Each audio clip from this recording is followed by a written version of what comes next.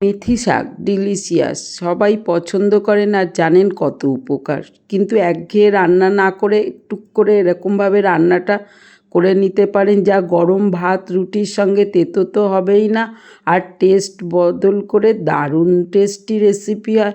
আমি বাজার থেকে আনা মেথি শাকগুলো প্রথমে একটু ধুয়ে রেখেছিলাম, এতে বালির ভাগটা কমে যায়। এইবার জল ঝরানো মেথি শাকে দেখুন পুরো কচি অংশটা ছিঁড়ে নিয়েছি। এই ছিঁড়ে নেওয়া অংশগুলো ইচ্ছা হলে আপনারা পুরো কচি অংশগুলোই ছিঁড়ে নিতে পারেন। এই মেথি শাকের পরোটাও কিন্তু দারুণ। যাই হোক, কুচিয়ে নেওয়া মেথি শাকগুলো আমি হালকা একটু এবার গরম জলে ভিজিয়ে দেবো, তাহলে খার ভাগটা কমে যাবে। যাই হোক, চলুন, রেডি হয়ে গেল মেথি শাকের পদ্ধতিটা। প্রসেসিং হয়ে গেলে তখন কড়ার মধ্যে একটু তেল যোগ করেছি। তেলটা গরম করে একটা কাঁচা লঙ্কা আর জিরে সামান্য দিয়েছি। এবার মেথি শাকটা জল ঝরানো যোগ করে দিলাম। এইভাবে নাড়িয়ে চাড়িয়ে আরও বাকি একটুখানি নরম করে নেব আর জলটা ড্রাই করে নেব। এতে মেথি শাকটা রান্না করলে তেতো হবে না, টেস্টি হবে। এই সময় প্রয়োজন মতো সামান্য একটু লবণ দিয়ে দিলাম। দেখতে পাচ্ছেন ব্যাস ড্রাই হয়ে গেছে। দেখতে দেখতে সংসারের কাজ করতে করতে রেসিপিগুলো এইভাবে করলে বেশ মন্দ হয় না।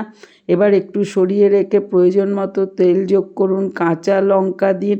আমি এখনও শুকনো লঙ্কার ব্যবহার করিনি। আর একটু উড়দ ডাল অর্থাৎ বিউলির ডাল ফোড়ন দিন। এতে কিন্তু টেস্টটা দারুণ হবে, স্মেলটাও বেশ সুন্দর হয়। একটু ভাজা ভাজা যখন হয়ে গেছে, সেই পাকে দেখি আলু কুচিয়ে রেখেছিলাম, সেই আলুগুলো জল ঝরিয়ে রাখা।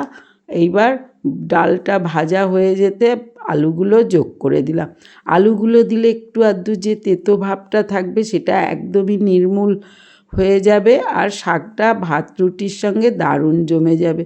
এইভাবে সমস্ত আলুগুলো দিয়ে নাড়িয়ে চাড়িয়ে ভাজা ভাজা করব যখন, তখন এই সময় একটু সামান্য লবণটা যোগ করে দিন। এতে আলুগুলো কিন্তু ভাজাটা বেশ ভালো হয়ে যাবে। কাঁচা লঙ্কার ধরুন একটু লাল ধরনের লঙ্কা থাকলে সেটাও দিয়ে দিতে পারেন।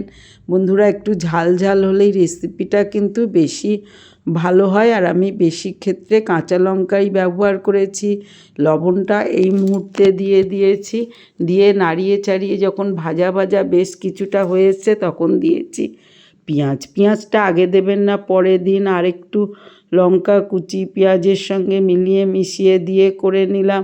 এবার একটুখানি সর্ষের তেল আর একটু যোগ করলাম, দিয়ে আস্তে ধীরে যখন হতে দিচ্ছি সেই সময় হলুদটা দিয়ে যোগ করেছি। হলুদটা না দিলেও কিন্তু মন্দ হয় না। এইবার দেখুন সমস্ত আলুগুলো বেশ ভালো ভাজা হয়ে গেছে, তখন মেথি শাকটা দিয়ে দিলাম। এইভাবে মেথি শাকটা নাড়িয়ে চাড়িয়ে চাপা দিয়ে দিলাম সামান্য একটু।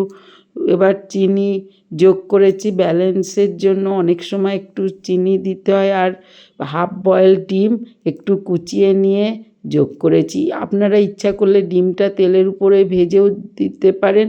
আর নাড়িয়ে চাড়িয়ে মিশিয়ে দিন, আর আস্তে ধীরে চাপা দিয়ে দিয়ে করুন। দেখতে দেখতে রেডি হয়ে যাবে গরম ভাত রুটির সঙ্গে তৈরি মেথি শাক।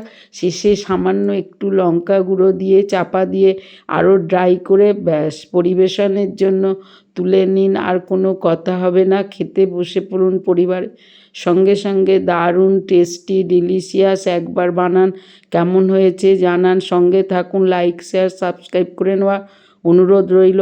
আজ আসি, বাই বাই।